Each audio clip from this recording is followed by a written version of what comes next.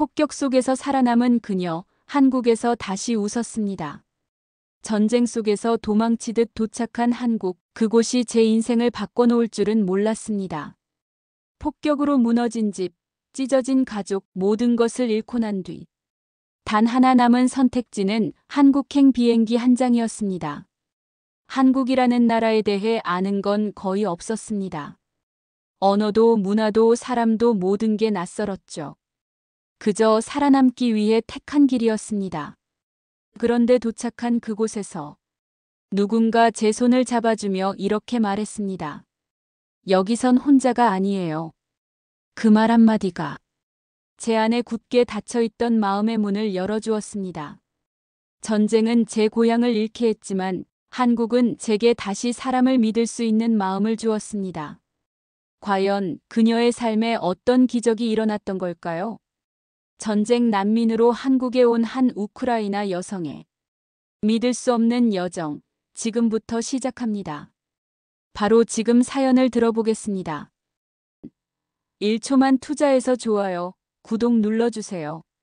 한국에 도착한 지금도 가끔은 눈을 감으면 전쟁이 나기 전에 리비우 풍경이 떠오르곤 합니다. 도시 외곽, 작은 언덕 위에 있는 낡은 주택. 그곳이 저와 제 동생 옥사나가 함께 살던 집이었습니다.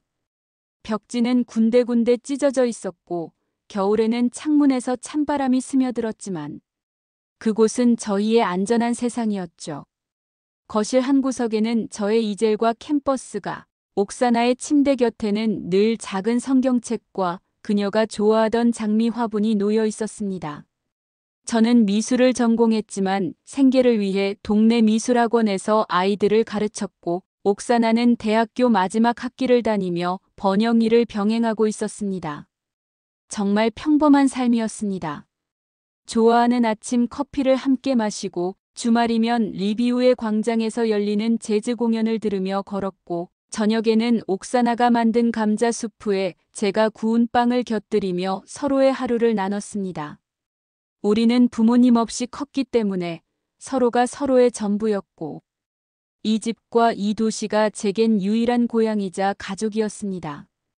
그런데 전쟁은 그런 모든 것을 하루아침에 앗아갔습니다. 2022년 2월 23일 밤 옥사나와 저는 그날도 함께 저녁을 먹고 제가 그려두었던 유화 그림을 바라보며 언니, 이 그림을 서울미술관에 전시하는 상상해봤어요? 라며 웃었습니다. 그게 우리가 나눈 마지막 웃음이 될 줄은 상상도 못했죠. 그날 밤 전등은 조금 깜빡거렸고 이상하게도 바람 소리가 거셌습니다. 기분이 불안했지만 우리는 아무 일도 없을 거야라고 말하며 잠에 들었습니다. 그리고 새벽 4시 12분. 세상이 무너지는 소리에 잠이 깼습니다. 벽이 흔들렸고 창문 밖 하늘이 붉게 물든 장면을 본 순간 저는 이게 단순한 폭죽 소리가 아니라는 걸 직감했습니다. 옥사나가 저보다 먼저 깨어 있었습니다. 그녀의 손은 벌벌 떨리고 있었고 눈은 이미 눈물로 가득 차 있었어요. 전쟁이 시작됐어, 언니. 진짜야. 전기가 끊기고 인터넷도 끊기고 휴대폰 신호는 간헐적이었고 우리는 이웃들과 함께 방공호로 대피했습니다. 그곳에서 들리는 것은 아이들의 울음, 어른들의 기도 소리, 그리고 점점 가까워지는 포성뿐이었습니다. 며칠 후 옥사나를 떠나보내야 하는 날이 찾아왔습니다. 국경 검문소에서 젊은 여성과 어린이는 우선 이동 허가라는 안내가 나왔고 옥사나는 저보다 2살이 어렸기 때문에 우선권이 주어졌습니다. 그 순간 저는 말문이 막혔습니다. 저는 그녀에게 함께 가자고 말하고 싶었지만 그렇게 하면 둘 다 남게 될 수도 있다는 걸 알았기에 마지막까지 동생에게 담담한 얼굴을 보여주려 애썼습니다. 옥사나가 버스에 오르기 직전 저를 안고 이런 말을 했습니다. 언니 꼭 살아남아요. 언니는 다시 그릴 수 있어요. 다시 사랑할 수도 있어요. 그러니까 절대 포기하지 말아요. 저는 대답하지 못했습니다.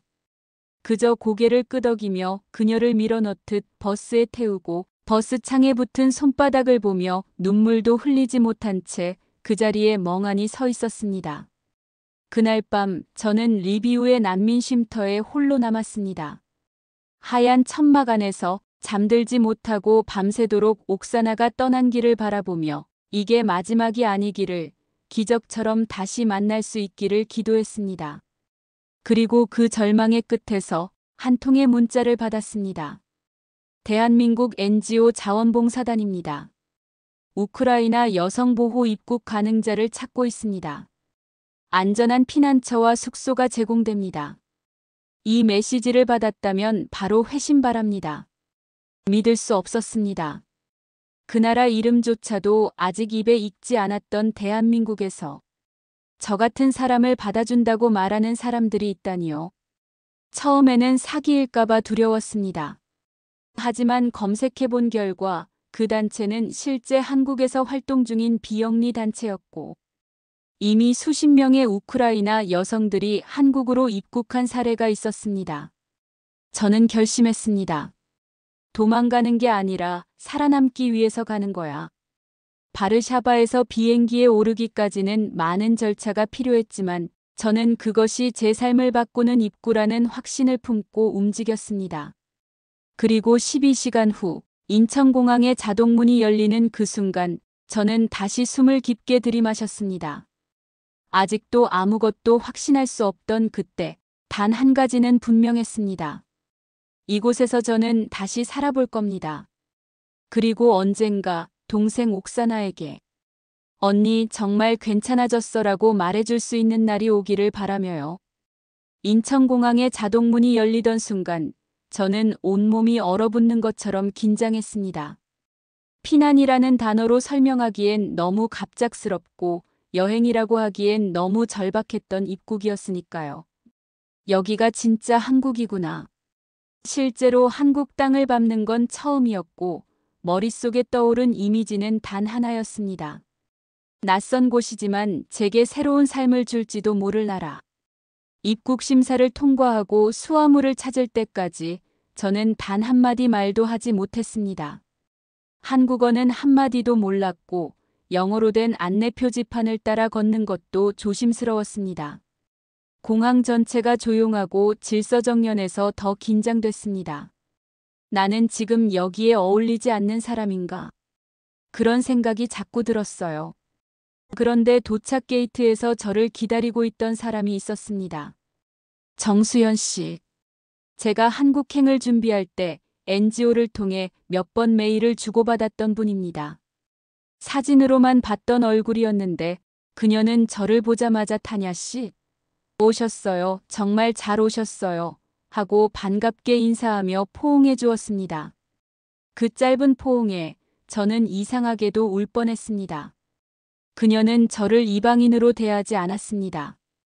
그리고 차로 이동하는 동안도 시종일관 저를 보호해야 할 대상이 아니라 같은 사람으로 대해주었습니다.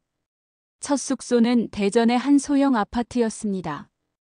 NGO에서 임시 거처로 제공해준 곳이었고 수연 씨가 생활에 필요한 물품도 직접 준비해 두었습니다.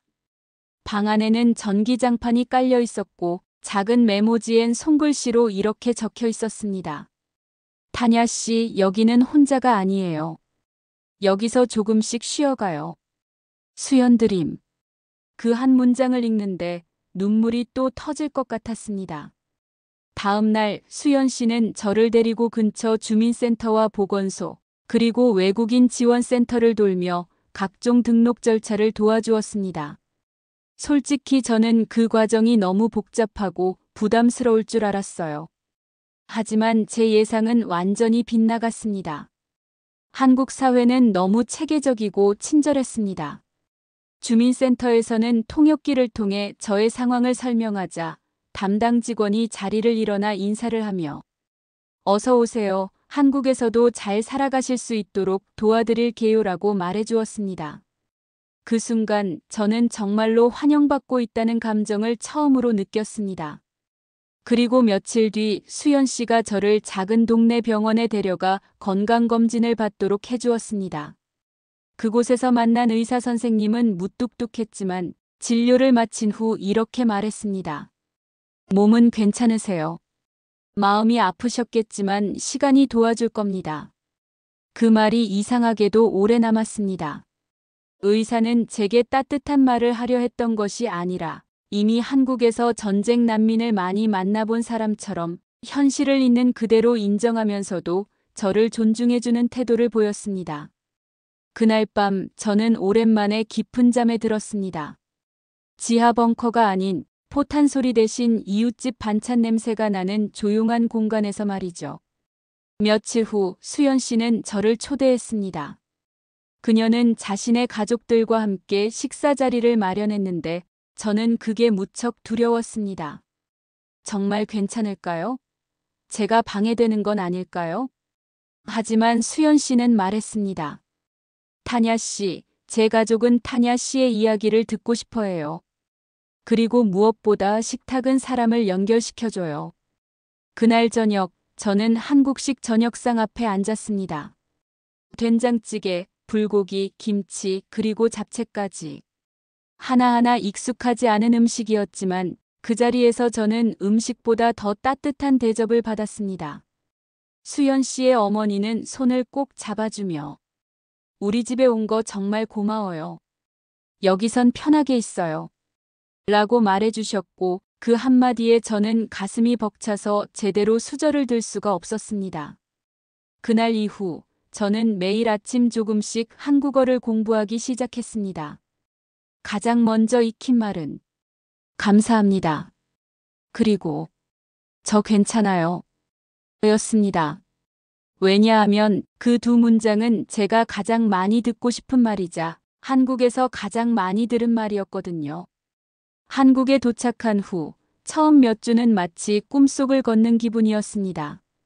위협 없는 하늘 아래에서 눈을 뜨고 전기와 물이 끊기지 않는 집에서 밥을 지을 수 있다는 사실이 그저 감사하고 감격스러웠습니다.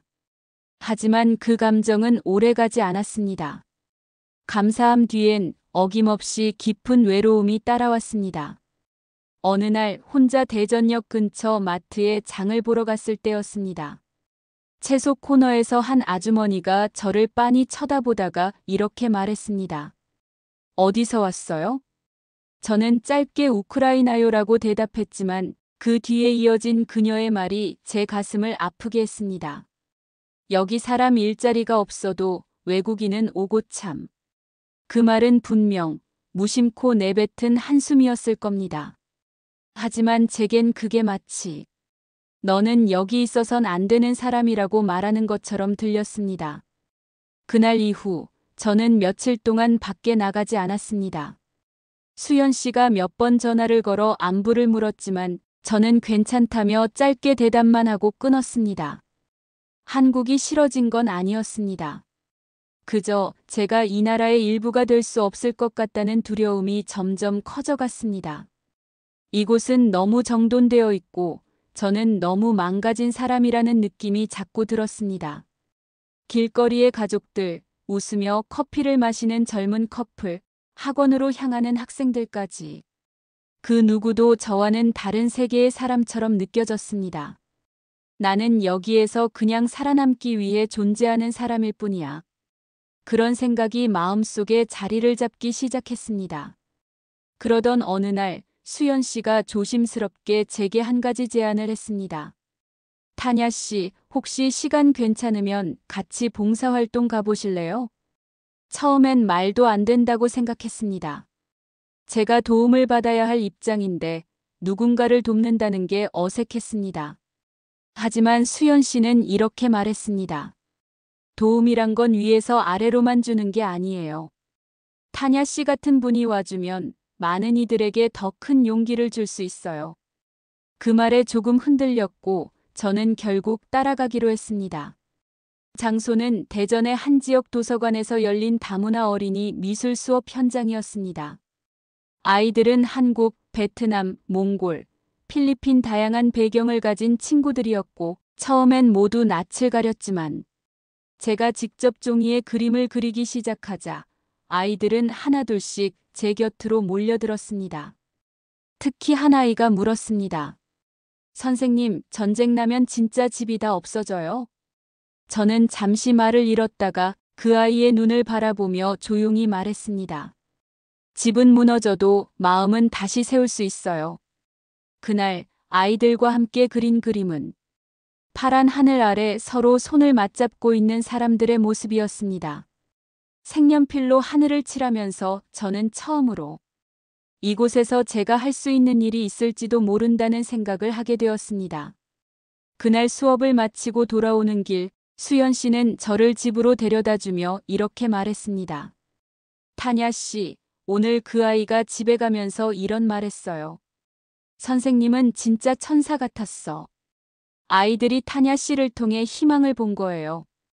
그 말을 들은 순간 저는 몇 주간 쌓였던 무거운 감정들이 마치 얼음이 녹듯 사르르 녹아내리는 걸 느꼈습니다. 그날 밤 저는 오랜만에 동생 옥사나에게 영상통화를 걸었습니다. 그녀는 여전히 독일에서 난민 생활을 이어가고 있었지만 화면 속 얼굴은 밝았습니다. 언니 얼굴 좋아졌네. 거기서 좋은 일 있었나 봐. 그 순간 저는 울컥하면서도 웃으며 대답했습니다. 응, 한국에서 오늘 나도 누군가에게 도움이 됐어. 그 말은 저 스스로를 위한 고백이었습니다. 저는 더 이상 그냥 불쌍한 난민이 아니었습니다. 누군가를 울리지 않고 누군가를 웃게 할 수 있는 사람이 되어가고 있었습니다. 그리고 한국은 그것을 가능하게 해준 유일한 나라였습니다. 이 사연을 쓰는 지금 창밖에는 한국의 가을 햇살이 따뜻하게 비치고 있습니다. 고요한 오후 커피 한 잔과 작은 음악을 틀어놓고 처음 한국 땅을 밟았던 그날을 다시 떠올리고 있습니다. 그로부터 벌써 1년이 지났습니다. 처음 한국에 왔을 땐 저는 살아남기 위해 숨을 쉬는 존재였고 모든 것이 낯설고 조심스러웠으며 언제 다시 돌아가야 할지 모르는 임시적 존재라고 생각했습니다. 하지만 지금 저는 단호하게 말할 수 있습니다. 이곳은 더 이상 피난처가 아닙니다. 한국은 이제 제 삶의 일부이자 제 두 번째 고향입니다. 정수현 씨의 도움을 받아 저는 대전의 한 외국인 커뮤니티 센터에서 정식으로 통번역 업무를 시작하게 되었습니다. 우크라이나에서 온 여성들이나 다른 전쟁 피해자들이 한국에서 적응할 수 있도록 도와주는 일입니다. 처음에는 두려움이 컸지만 제가 겪었던 낯설음과 외로움을 기억하며 그들에게 작은 안내자 역할이 되어주기로 결심했습니다. 어떤 날은 병원 예약을 대신 잡아주고 어떤 날은 지하철 타는 법을 알려주고 어떤 날은 그냥 옆에 앉아 같이 울어주는 것만으로도 충분했습니다. 그럴 때마다 저는 제 안에 무언가가 회복되고 있다는 걸 느꼈습니다. 상처가 사라진 건 아니지만 그 상처에 작은 꽃이 피어나고 있다는 것. 한국 사람들의 진심 어린 말과 행동이 그 꽃이 자라날 수 있는 따뜻한 흙이 되어주고 있었습니다. 가장 감동적인 순간은 제가 미술을 다시 시작할 수 있게 되었을 때였습니다. 수연 씨가 어느 날 말했습니다. 타냐 씨, 이제 사람들도 도와주고 있으니까 본인이 진짜 하고 싶었던 일도 다시 해보면 어때요? 그 말에 용기를 얻어 저는 대전시 외국인문화센터의 도움으로 전쟁과 치유를 주제로 한 소규모 전시회를 열게 되었습니다. 첫 그림은 리비우에서 마지막으로 그렸던 옥사나와 나란히 서 있는 자화상입니다. 그 옆에는 한국에서 아이들과 함께 그린 서로 다른 피부색의 손들이 하나로 모여 있는 그림이 걸렸습니다. 전시회에 온 많은 사람들이 그림 앞에서 조용히 서 있었습니다. 그중 어떤 중년 여성은 눈물을 훔치며 이렇게 말했습니다. 한국에 와주셔서 감사해요. 당신 덕분에 우리가 사람을 더 깊이 생각하게 된 것 같아요. 그 말을 듣는 순간 저는 진심으로 이곳이 제가 있어도 되는 자리라는 걸 느꼈습니다. 며칠 전 동생 옥사나와 화상통화를 하며 이곳에서의 삶을 자세히 들려줬습니다. 언니는 이제 한국 사람이 다 됐네. 그녀가 농담처럼 말했지만 전 그 말이 너무 고마웠습니다. 맞습니다. 저는 여전히 우크라이나 사람입니다. 하지만 지금은 한국이라는 나라에서 새롭게 피어난 사람이기도 합니다. 서울 여행을 계획하면서 저는 꼭 인천공항에 다시 가보고 싶다고 수연 씨에게 말했습니다. 왜냐하면 그곳은 절망 속에서 들어온 희망의 문이 열렸던 장소이기 때문입니다. 그리고 다시 그 문 앞에 서서 1년 전에 저에게 말해주고 싶습니다. 타냐, 넌 괜찮아졌어. 그리고 이 나라에 와줘서 정말 잘했어. 한국은 완벽한 나라는 아닐지도 모릅니다. 하지만 상처 입은 사람을 껴안아줄 수 있는 따뜻함과 낯선 이에게도 자리를 내어주는 여유를 가진 나라입니다. 이제 저는 누군가에게 물어봅니다. 당신은 어느 나라 사람입니까? 가 아니라 당신은 지금 어떤 삶을 살고 있습니까? 라고요. 이 이야기를 들어주신 모든 분들께 진심으로 감사드립니다. 이건 단순히 한 사람의 이주 이야기가 아닙니다. 한 나라가 한 사람의 인생을 바꿔준 기적의 기록입니다. 그리고 그 기적은 지금 이 순간에도 누군가의 삶에 닿아가고 있으리라 믿습니다. 감사합니다. 타냐 이바노브 드림. 전쟁, 이민 정착 타냐의 여정에 공감되는 순간이 있으셨다면 댓글로 함께 나눠주세요. 따뜻한 이야기, 사람의 온기가 담긴 콘텐츠가 더 많아지길 원하신다면 구독 버튼을 눌러주세요.